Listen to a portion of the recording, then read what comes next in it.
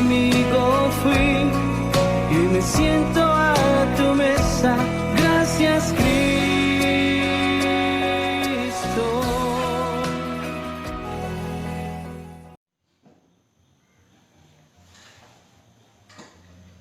Buenas noches, gracias a Dios, como recién cantábamos, nuestra esperanza está en Jesús. En estos tiempos difíciles, nuestra esperanza está en Jesús.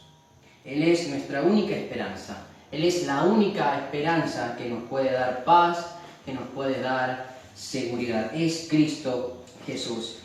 Y mis queridos, en esta noche, ya día domingo, celebrando este primer día de la semana donde recordamos la resurrección de nuestro Señor Jesucristo. Recordamos y sabemos y entendemos que Cristo Jesús vino al mundo con un propósito, y ese propósito primeramente era de obedecer al Padre, era de sujetarse al Padre y a la vez sujetar todas las cosas en Él. Y de esa manera nosotros, pecadores, viles, merecedores de toda justicia divina, de todo juicio divino, fuimos favorecidos con el Señor. Y en esta noche vamos a hablar sobre Cristo, nuestra Pascua. Le voy a invitar a que vayamos al Evangelio de Juan, capítulo 1, versículo 29. Y en este texto, Juan el Bautista estaría proclamando esta gran verdad. Capítulo 1 del Evangelio de Juan, versículo 29. Dice la palabra del Señor, Evangelio de Juan, capítulo 1, versículo 29. El siguiente día vio Juan a Jesús que venía a él y dijo: He aquí el Cordero de Dios que quita el pecado del mundo. Padre, te damos gracias que por tu gran amor y misericordia, Señor, podemos llegar delante de ti. Oh Dios, Cristo Jesús rasgó ese velo de separación. Cristo Jesús, Señor, cumplió lo que nadie podría haber cumplido, Señor. Él cumplió con el plan soberano de redención. Y en esta noche recordamos, oh Padre, ese día glorioso en el que nuestro Señor Jesucristo resucitó de los muertos, venciendo a la muerte misma, oh Dios, y a través de esa resurrección darnos vida nueva, vida en abundancia a tu lado. Oh glorioso Dios, bendice tu palabra en esta noche, y todos aquellos que a través, Señor, del internet están conectados, Padre Santo, yo te ruego tu bendición para ellos y que tú les puedas dar entendimiento, guiándonos, Señor, a toda verdad. Nos encomendamos delante de ti en el nombre de Jesús. Amén y amén. Como decía el día viernes, esta Semana Santa es un tiempo diferente a lo cual todos estamos acostumbrados durante los años, ¿no?, a poder recordar y celebrar lo que es las Pascuas, la Semana Santa. Pero todos ya desde nuestro hogar podemos entonces compartir también la palabra y poder estudiar sobre ella. Y en este caso sobre este texto que le acabo de compartir, Juan 1:29, al cual lo vamos a estar dividiendo en dos partes. Primeramente lo vamos a dividir en la primera parte, que es la provisión divina. ¿Quién es esa provisión divina? Bueno, el versículo nos dice: al siguiente día vio Juan a Jesús que venía a él y dijo, ¿de quién? De Jesús. He aquí el Cordero de Dios. He aquí la provisión divina de parte de Dios. No era un cordero habitual, no era un cordero que se llevaba comúnmente al templo para los sacrificios, no era un cordero que se vendía en el templo para los sacrificios, no. Este era el cordero divino, el Cordero que había descendido del mismo cielo en forma de hombre. El Cordero divino es la provisión divina de Dios. Ahora, ¿qué significa esta palabra Pascua? ¿Y qué tiene que ver con este texto? Bueno, la palabra Pascua significa pasar por alto, ¿no? Tiene que ver con que, y esto vamos a estar estudiando, con que el ángel de Dios pasó aquella noche en Egipto por las puertas y las casas de los israelitas sin haberles tocado a ellos, pasar por alto. Él pasó de largo, siguiendo el camino hacia aquellos lugares donde no tenía la inscripción o la sangre de un cordero en los dinteles de las puertas, ¿no? Ahora, el concepto de cordero para sacrificio era conocido por el pueblo judío. Sabemos que Jesús fue el cordero ofrecido por Dios el Padre en favor de los que creen. Durante toda la historia de Israel, Dios había revelado claramente que el pecado solo podía cubrirse por medio de sacrificio de sangre. La única manera para que aquella persona que era encontrada culpable por su pecado fuera exonerada era solamente a través de un sustituto, ¿no? No se podía conceder el perdón de los pecados sin que un sustituto aceptable muriera en sacrificio. Levíticos capítulo 17. Levíticos capítulo 17 nos dice la palabra del Señor en Levíticos capítulo 17 versículo 11: porque la vida de la carne en la sangre está, y yo os la he dado para hacer expiación sobre el altar por vuestras almas, y la misma sangre hará expiación de la persona. Entonces, solamente con esa sangre ofrecida en el altar se podía hacer expiación de los pecados. Debe haber un derramamiento de sangre para que pueda haber un perdón de los pecados, ¿no? Hebreos capítulo 9, versículo 22. Vamos a Hebreos capítulo 9, versículo 22. Y si a lo mejor usted no tiene una Biblia, bueno, escuche atentamente lo que la palabra del Señor nos dice para poder seguir el hilo del mensaje. Entonces, no se podía conceder el perdón de los pecados sin que un sustituto aceptable muriera en sacrificio a favor de aquella persona que ofrecía ese sustituto. Y Hebreos 9:22 nos dice la palabra del Señor: y casi todo es purificado según la ley con sangre, y sin derramamiento de sangre no se hace remisión, no hay perdón de los pecados. Sin derramamiento de sangre no hay perdón de pecados. ¿Por qué? ¿Por qué? ¿No? Bueno, esto es porque en este sacrificio, en este sustituto que se daba, Dios estaría mostrando su juicio. Y acá está lo interesante. Dios estaría derramando, Dios estaría llevando a cabo su juicio sobre ese sustituto. Porque aquella persona que había infringido la ley merecía, por toda la ley y la justicia, recibir el castigo. Pero Dios había provisto una manera para que aquella persona que había sido encontrado en falta pudiera salvar su vida.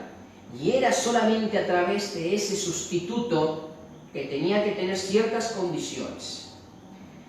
Romanos capítulo 6, versículo 23, la primera parte, nos dice que la paga del pecado es la muerte. Y ahí está, ¿no? Es el juicio de Dios que lleva a cabo a través de cumplirlo con la muerte, ¿no? El juicio es concreto cuando alguien muere. Si no había un sustituto, bueno, esa persona tendría que morir. Pero Dios proveyó un sustituto para que esa persona no muriera. Ahora, en esto tenemos que entender algo que es muy importante. Hay dos clases, ¿sí? Hay dos clases, o hay dos lados, mejor dicho, hay dos lados en el juicio divino. No es que haya dos clases de juicio divino, hay un solo juicio, pero hay dos lados en ese mismo juicio divino. Está el lado de la misericordia y está el lado del castigo.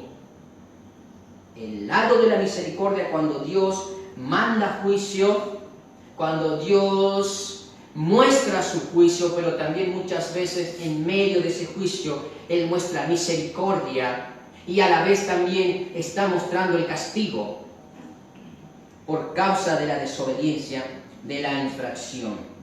Y por eso cuando llegamos al relato de la Pascua en el Antiguo Testamento, vemos tanto la manifestación de la gracia de Dios como la de su ira.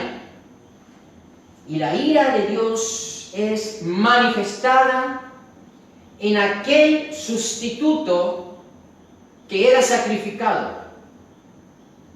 Y esa ira de Dios era aplacada a través de ese sacrificio. Ahora, en estos tiempos se oye mucho acerca de la gracia, de la misericordia y el perdón y el amor de Dios. Y por supuesto, esto es bueno. Pero, si no enseñamos y si no hablamos que Dios es un Dios justo, de justicia, de ira, entonces solamente estaremos presentando un solo lado de la verdad y no la verdad completa. Dios es un Dios de amor, pero Dios es un Dios también de ira, de justicia. La Biblia nos enseña este concepto. La Biblia nos enseña sobre el juicio de Dios que Él estuvo llevando a cabo durante toda la historia del Antiguo Testamento y también del Nuevo Testamento.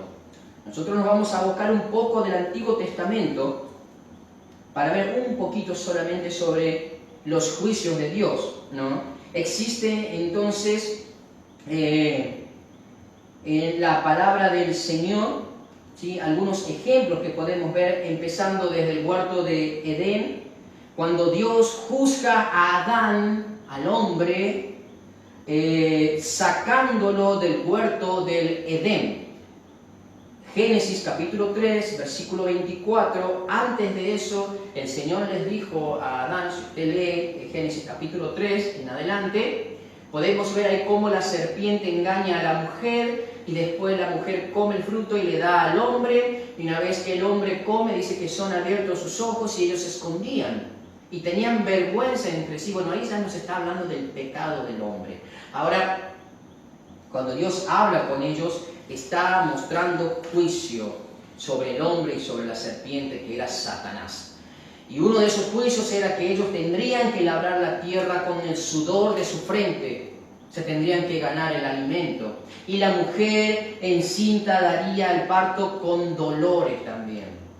Todo eso también tiene que ver con el juicio de Dios, pero también donde más podemos ver ese juicio es cuando ellos son expulsados del huerto, del jardín. Una vez hablábamos el viernes, si no mal recuerdo, hablábamos que el huerto del Edén, el jardín, también es un paraíso, era un lugar hermoso, bello, donde la presencia del Dios mismo, Cristo mismo, se manifestaba, Dios mismo manifestando su gloria a través del Hijo y compartiendo esa relación con el hombre. Pero esa relación es rota cuando el hombre entonces es echado afuera por causa de su pecado. La palabra echar afuera significa expulsar de una posesión. Específicamente es ser expatriado. Ellos ya no tenían derecho al estar en ese lugar donde habían sido creados por sus pecados. También Dios juzgó al mundo corrupto en el que vivió Noé por la cantidad de mal que había. Génesis capítulo 6 dice que la maldad era impresionante de grande, ¿no? Todo designio del corazón solamente era pensamiento malo. Entonces Dios llevaría ese diluvio donde estaría cubriendo con agua todo el planeta Tierra. Y es un juicio que Dios estaría entonces impartiendo en ese tiempo, ¿no? Ahora, también vemos que Dios juzgó a Sodoma y a Gomorra por la maldad que había en ese lugar, ¿no? Destruyéndolas con fuego del cielo. También juzgó a Egipto, al faraón, enviando las 10 plagas. Ahora, también Dios juzgó a Israel, a su pueblo, cuando los envía a la cautividad, a Israel a la cautividad con Asiria y a Judá a la cautividad en Babilonia por causa de su corrupción, de su desobediencia. Entonces podemos ver que Dios estuvo emitiendo juicios, pero, como dijimos, en el juicio de Dios hay dos lados que podemos ver: la misericordia como el castigo, como la ira. Vimos el castigo, vimos la ira por la desobediencia del hombre, pero también, a pesar de que estos juicios fueron a causa de la desobediencia, Dios no solo mostró su ira, sino también mostró su gracia. Y si nosotros leemos y seguimos leyendo Génesis capítulo 3, antes de que el hombre sea echado afuera, su gracia se pudo ver cuando Dios sacrifica un animal para cubrir la vergüenza del hombre. Y eso está en Génesis capítulo 3, versículo 21. Su gracia para con Adán y Eva. Hizo un sacrificio para cubrir su vergüenza. También su gracia para con Noé y su familia, librándolos de ese diluvio, librándolos de esa muerte inminente. Dios hizo que Noé preparara esa arca, tipificando a Cristo Jesús. Y entonces ellos fueron salvados de esa muerte. Dios mostrando juicio, pero a la vez mostrando su misericordia, su gracia. También vemos su gracia para con Abraham en favor de Lot. Antes de que Dios destruyera a Sodoma y a Gomorra con fuego del cielo, Lot y su familia vivían en ese lugar. Pero dice la Biblia también, si leemos en Génesis capítulo 18, versículo 23 al 32, ahí podemos ver cómo Abraham intercede por ese lugar, no tanto por Sodoma en sí, sino, creo yo, aunque no lo menciona en ese texto, Abraham estaba intercediendo por su sobrino. Y vemos un tipo de Cristo intercediendo ante el Padre para salvar al hombre. Ahora, también su gracia se puede ver para con su pueblo.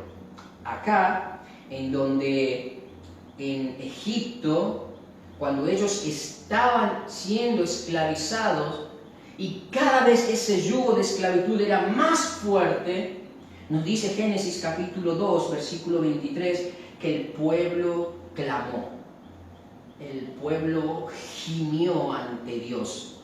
Y nos dice la palabra de que Dios se acordó, Dios vio a su pueblo en la condición en que estaba y les mandó un libertador. Y así podríamos seguir hablando de la gracia de Dios a través de los juicios. Israel o Judá no quedó en esclavitud para siempre, sino que un remanente sale después de los 70 años de ese cautiverio y vuelve entonces a Jerusalén. El punto acá donde nosotros nos detenemos, después de hacer esta introducción sobre el juicio, tiene que ver con Éxodo capítulo 7 en adelante, cuando vemos el anuncio de las diferentes plagas que Dios traería contra el faraón y su pueblo. Entonces empezamos a ver ya que se pone en marcha ese juicio de Dios a través del anuncio de las plagas, pero también a través de las plagas mismas, ¿no? Pero al llegar al capítulo 11, Dios mandaría la última plaga al faraón, ¿no? A Egipto. Y es la última plaga y la más terrible de todas, la muerte de los primogénitos. La muerte de los primogénitos. Y eso lo encontramos en el capítulo, vamos a ir a Génesis, ya que vamos a estar ahí un poco más. Génesis capítulo 11.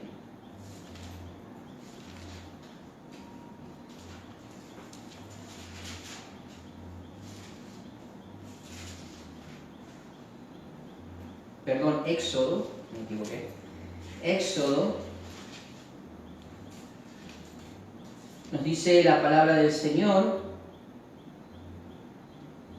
capítulo 11, versículo 4, dijo pues Moisés, Jehová ha dicho así, a la medianoche yo saldré por en medio de Egipto, y morirá todo primogénito en tierra de Egipto, desde el primogénito de Faraón, que se sienta en su trono, hasta el primogénito de la sierva que está tras el molino, y todo primogénito de las bestias. Y habrá gran clamor por toda la tierra a través de este juicio del Señor. Lo que vemos en esto, hermanos y amigos, es que lo que anuncia esta plaga, que es tan terrible, y a pesar de esta declaración tan espantosa de parte de Dios, vemos que el faraón en su obstinado corazón no cede. Y esto, pudiendo nosotros poner como ejemplo y como aplicación, Dios mismo muestra y manda señales todo el tiempo a la tierra, al hombre, para que se arrepienta, para que vuelva a Dios. Pero el hombre en su corazón terco y obstinado, como nos dice Romanos 2:5, endurece su corazón a la voz de Dios, resistiéndose a lo que Dios le dice. Pero Dios habla de un juicio para la humanidad por causa del pecado. Y ese juicio es inminente en todo hombre. En todo hombre y en todos los tiempos. Si vamos a Éxodo capítulo 12, entonces así podemos ver cómo Dios estaría dando las instrucciones para que el pueblo pudiera librarse de esa muerte inminente de sus hijos.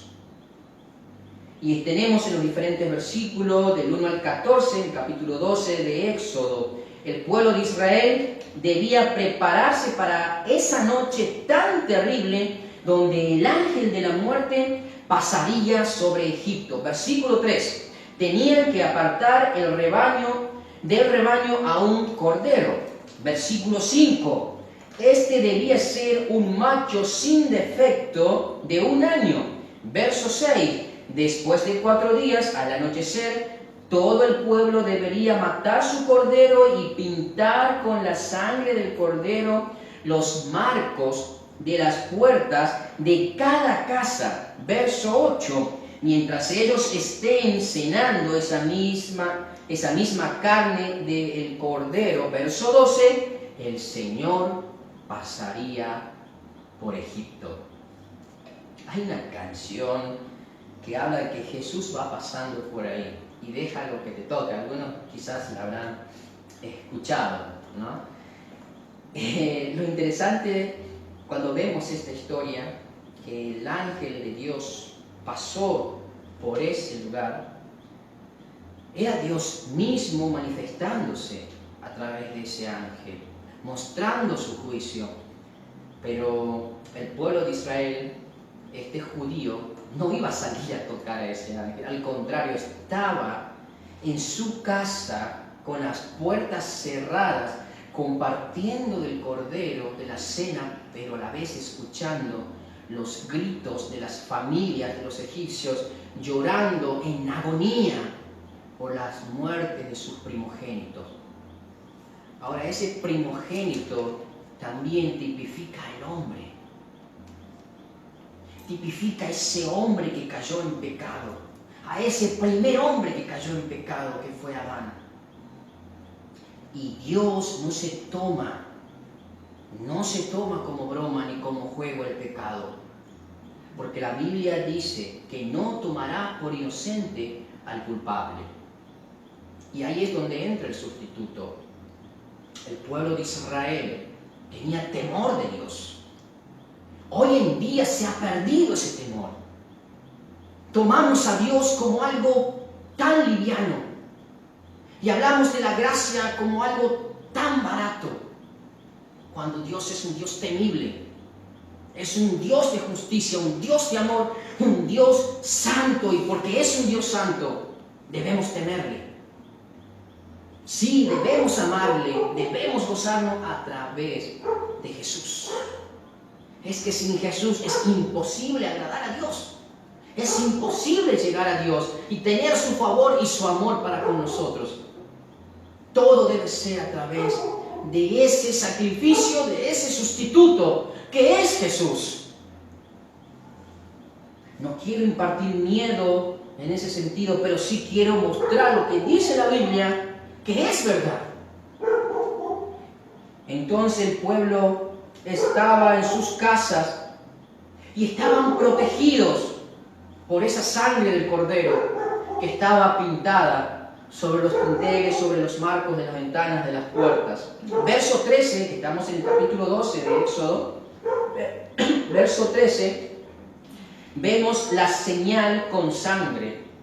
El Señor pasaría sobre ellos, pasaría por alto, como decíamos que significa la Pascua, sin dañarlos. Sin dañarlos. La Pascua era una redención del juicio de Dios. Y ahí está, el juicio de Dios. Juicio de Dios, una parte de misericordia y el lado de la ira. Por una parte, los egipcios recibiendo el juicio de ira, y por otra parte, los israelitas recibiendo el juicio de misericordia y de gracia, porque había un sustituto. R.C. Sproul, él decía, es importante entender esto porque toda la historia bíblica de la redención, todo el drama de la salvación es una salvación por Dios, pero también una salvación de Dios. Todo esto tiene que ver con que Dios nos salva. Y uno diría, sí, Dios nos salva del infierno. Dios nos salva de la condenación eterna. Hasta Dios me salva de mis deudas, de mis enfermedades, de diferentes situaciones que estoy viviendo. Pero tengamos en cuenta algo. Dios nos está salvando de Él mismo, de su castigo, de su ira, de esa justicia que nosotros merecemos recibir por nuestros pecados. Pero ahí entra el sustituto, Cristo Jesús. Ahora, todo este evento de la Pascua lo vemos reflejado, alcanzado y cumplido en solo una persona, Cristo Jesús. Volviendo a nuestro texto de Juan capítulo 1, versículo 29. La palabra del Señor, como leíamos en este texto, he aquí el Cordero de Dios, que quita el pecado del mundo. Este Cordero que nosotros vemos que está simbolizado, o mejor dicho, el cual el pueblo judío tenía que matar, cada uno en su hogar, para pintar sus puertas, sus ventanas o los marcos, representaba a Jesús, al Cordero Pascual, que siglos después vendría a la tierra en forma de hombre. Y Juan capítulo 1 nos dice la Biblia que en el principio era el Verbo, y el Verbo era con Dios, y el Verbo era Dios. Y este era el principio con Dios, todas las cosas por Él fueron hechas, y sin Él nada de lo que ha sido hecho fue hecho. En Él estaba la vida y la vida era la luz de los hombres. Cristo Jesús vino a este mundo, ¿no? Nos dice el verso 14, y aquel verbo fue hecho carne y habitó entre nosotros y vimos su gloria como del unigénito del Padre, lleno de gracia y de verdad. Y Juan daría testimonio de este hombre. Y en el verso 29 hablaría, aquí está ese cordero. He aquí el cordero. No, como decíamos, no es un cordero cualquiera. No es un cordero más. Es el cordero de Dios. Y ahora vamos a hablar de este cordero de Dios. El sacrificio perfecto. Número 2. El sacrificio perfecto que quita el pecado. No lo cubre por un tiempo. No hasta que haya otro sacrificio de otro animal, sino para siempre. Una vez y para siempre. Ese nombre no significaba solamente, como han supuesto algunos, que Jesús era tan manso y humilde como un cordero solamente. Esto es sin duda verdad, pero solo una fracción de esa verdad. Significaba también que Cristo era la gran víctima que iba a ser ofrecida en un leño o en un madero por expiación, para satisfacción de nuestros pecados, para que Dios sea satisfecho por causa de nuestros pecados. Isaías capítulo 53, versículo 10. Isaías capítulo 53, versículo 10. Con todo eso Jehová quiso quebrantarlo, sujetándole a padecimiento cuando haya puesto su vida en expiación por el pecado.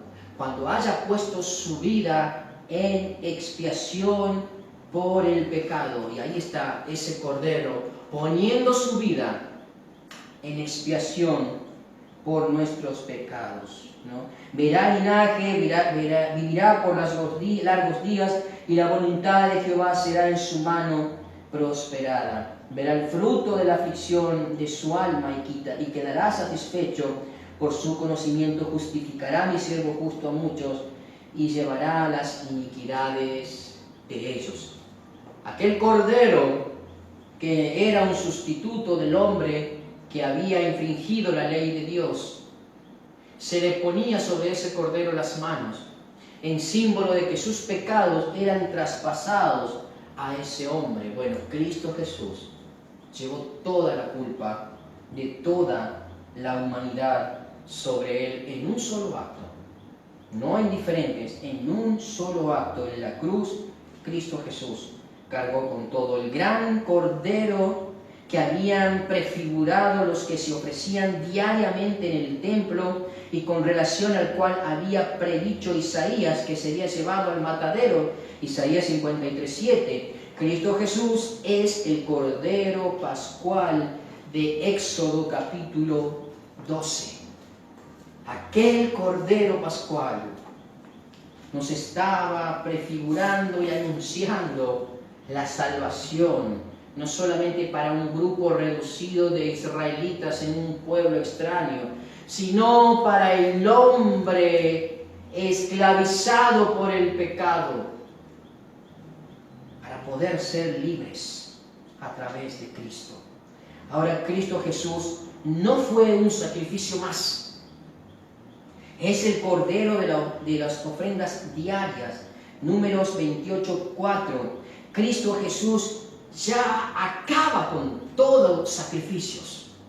Él acaba con todos los rudimentos de la ley. Cristo Jesús, y en Él solamente se cumplen todos los sacrificios. La gran cantidad de sacrificio muestra el peso del pecado que debe ser quitado antes de poder acercarse a Dios.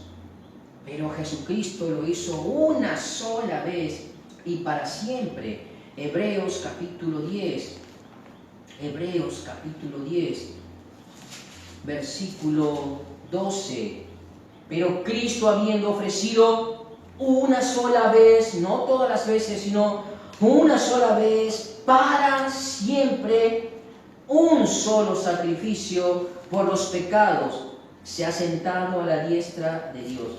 En el tiempo de Jesús había un torrente que se le llamaba el torrente de Cedrón, y era un lago que comúnmente estaba vacío, no tenía agua, pero por donde ese lugar también la sangre de todos los animales que eran sacrificados continuamente en el templo recorría ese lugar. Alguien dijo una vez, quizás cuando Cristo iba pasando por ese puente para llegar al huerto de Getsemaní, hubiera visto la sangre de esos animales derramado en sacrificio y se hubiera comparado con lo que sucedería con él más adelante.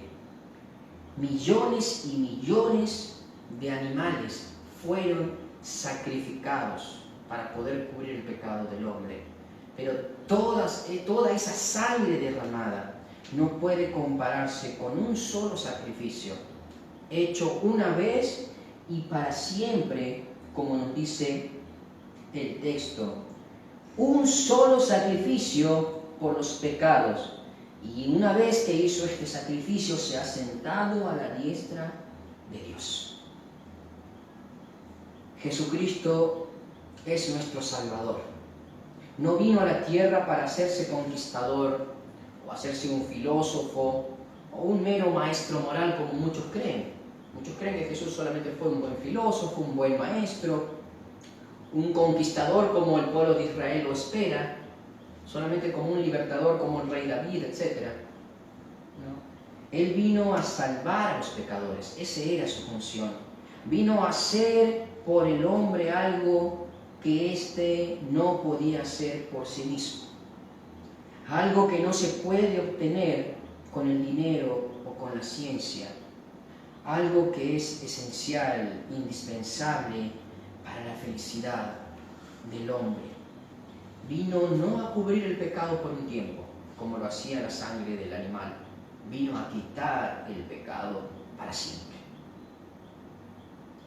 Cristo Jesús vino a quitar el pecado para siempre. Ahora podemos ver que esta es una salvación que es hecha por Dios y al mismo tiempo es una salvación de Dios. Es decir, que la gente es salva de o es redimida de la ira y el juicio del Dios Todopoderoso. Y decíamos al principio, hablando sobre los juicios de Dios en el Antiguo Testamento, y veíamos cómo Dios mandaba ese juicio, pero a la vez también veíamos el otro lado del juicio. Veíamos también la misericordia. Y en Jesucristo podemos ver eso. Podemos ver ese lado en Cristo Jesús, en su sacrificio. El lado de la misericordia. Cristo Jesús es el lado del juicio de Dios, que trae misericordia, pero a la vez se convierte también en la ira y en el doble castigo que Dios dará al hombre, no solamente por ser pecador, sino por rechazar a la única provisión que Él mandó, a Jesús. El Salmo 7:11 dice: Dios es juez justo y Dios está airado contra el impío todos los días. El juicio de Dios sobre el hombre. Pero podemos ver que entonces a través del sacrificio de Jesús en la cruz, que es el Cordero de Dios que quita el pecado del mundo, es la provisión divina, proveyéndonos la solución para nuestra condición delante de Dios. Podemos ver entonces que Jesús en la cruz nos ha salvado del enojo de Dios, del juicio de Dios, del castigo de Dios, de la ira de Dios, del odio de Dios, porque todo eso fue sobre Cristo Jesús, que ocupó nuestro lugar en la cruz y quien saldó nuestras deudas Y hablábamos en el día de ayer de esa palabra tetelestai, consumado es. Todo fue saldado. La transacción fue hecha correctamente a través de su sacrificio. Él estaba declarando la consumación de su obra. Ahora, contando un poco sobre este tema, aquel ciudadano que era enjuiciado en ese tiempo por los romanos y era encarcelado, se le ponía un certificado de deuda con la condena en la puerta de esta persona, ¿no? Entonces, cuando éste cumplía su condena, eso se sacaba, ¿no? Entonces, cuando se cumplía, se le ponía un sello de la deuda cancelada y eso se quitaba.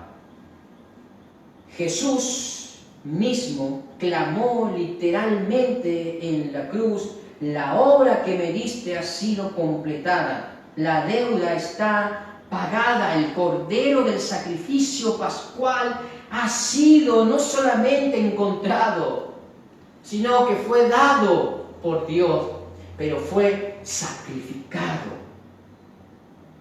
Colosenses capítulo 2, versículo 13 nos dice: y a vosotros, estando muertos en pecados y en la incircuncisión de vuestra carne, os dio vida juntamente con Él, perdonándoos todos los pecados, anulando, ahí está, el acta de los decretos que había contra nosotros, que nos era contraria, quitándola de en medio y clavándola en la cruz. Esa acta que nosotros teníamos de deuda, de condenación, solamente podía ser sellada con la sangre del Cordero. Y de esa manera, este texto nos habla que fue quitada, fue anulada a través del sacrificio de Cristo. Ese certificado de deuda era un sumario negativo por haber violado las leyes de Dios. El hombre violó las leyes de Dios, transgredió las leyes de Dios y tiene una deuda impagable con Dios, que solamente con su muerte, no física, sino espiritual, en el lago de fuego, en la eternidad, recibiendo la ira de Dios constantemente. Pero Cristo Jesús anuló esa acta para aquellos que se acercan a Él, para aquellos que vienen a Él, para aquellos que confiesan a Cristo como su único Salvador, como su único sustituto. Ni tus obras, ni tu moral, ni tu religión, nadie puede ser tu sustituto, solamente Jesús.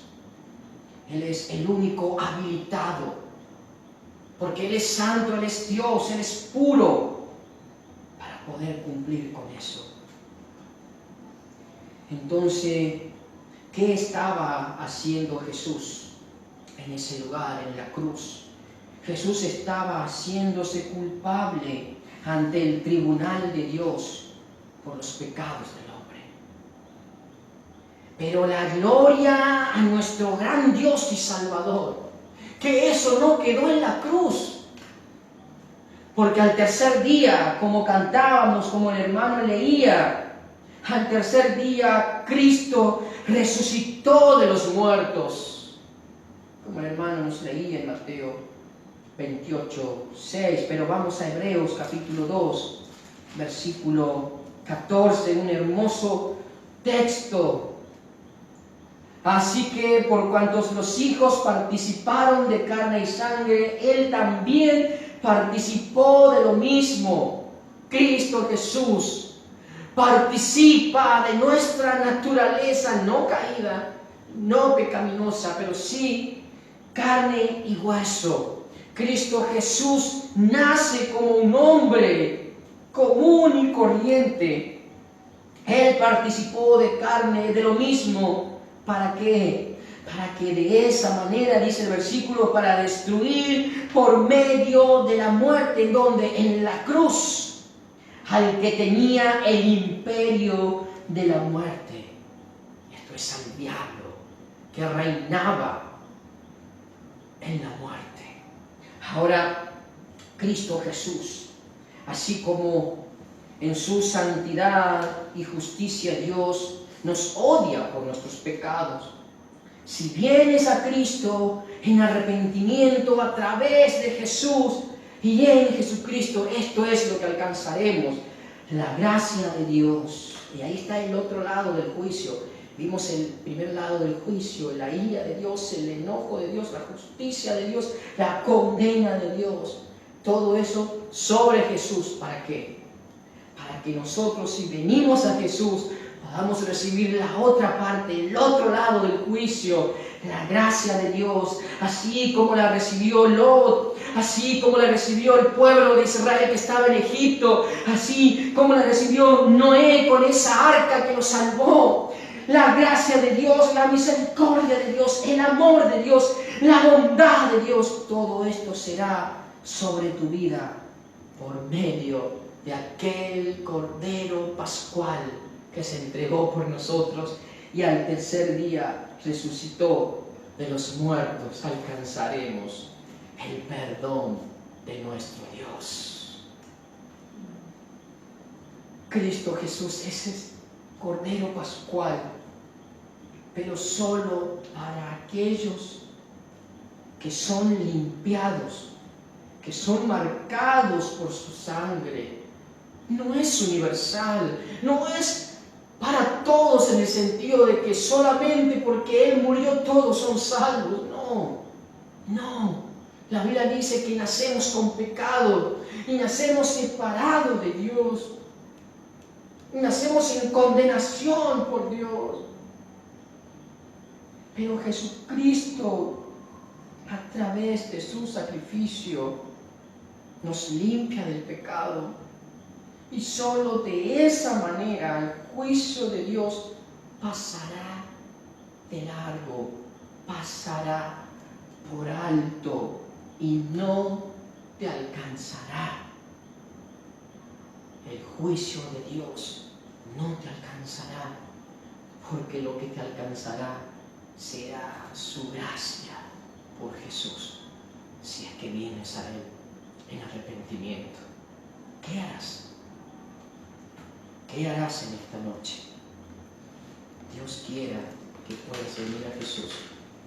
Oremos, Señor. Tú nos has dado el único don inefable que nosotros necesitábamos, y es a Jesús. Es esa perla de gran precio, Señor. Es ese Cordero Pascual, oh Dios, que recibió todo juicio y toda justicia que nosotros merecíamos. Fue sobre Él. Pasó, Señor, del lado nuestro tu castigo para ir sobre Él, Señor. Y de esa manera, Señor, toda acta, todo decreto, todo lo que había en contra nuestra, Señor, ya fue sellado con la sangre del Cordero para alcanzar tu misericordia. Oh, Señor, gracias por ese Cordero Pascual, porque no quedó en la tumba, Señor, sino que al tercer día dio ese grito de victoria, Señor, que hizo estremecer, oh Dios, al mismo infierno, Señor. Hizo estremecer, Señor, esa tumba, ese lugar, Señor, donde los soldados romanos que estaban custodiando y vigilando ese lugar, Señor, cayeron estremecidos, Señor. Oh Padre, gracias te damos, porque, Señor, tú nos das ese privilegio, ese gran privilegio, Señor, en tu misericordia, de recibir ese perdón y de ser limpiados de nuestros pecados. Solamente, oh Dios, a través de ese Cordero Pascual perfecto y divino, Jesús. Yo te ruego por aquellos que no te conocen. Oh mi Dios, por aquellos que dicen conocerte, pero que aún no han experimentado, Señor, ese nuevo nacimiento que viene a través de ese arrepentimiento, oh Dios, a través de ese reconocimiento de su situación y condición delante de ti. La Biblia nos dice que somos pecadores, que te hemos ofendido, que hemos transgredido tu ley, hemos insultado tu santidad. Debemos reconocer eso, Señor, pedirte perdón y creer en el sacrificio perfecto de Jesús, que ocupó nuestro lugar, el justo por los injustos. Te ruego que traigas arrepentimiento en esta noche a aquellos corazones, oh Dios, que están cautivos, que están esclavizados por el pecado, porque solo la luz de Cristo brillará y los librará, Señor. Te damos gracias en el nombre de Jesús. Amén y amén. Gracias en esta noche por haber compartido con nosotros y será hasta otro momento, Dios lo permita. Gracias y paz. Tu enemigo fui y me siento a tu mesa. Gracias, Cristo.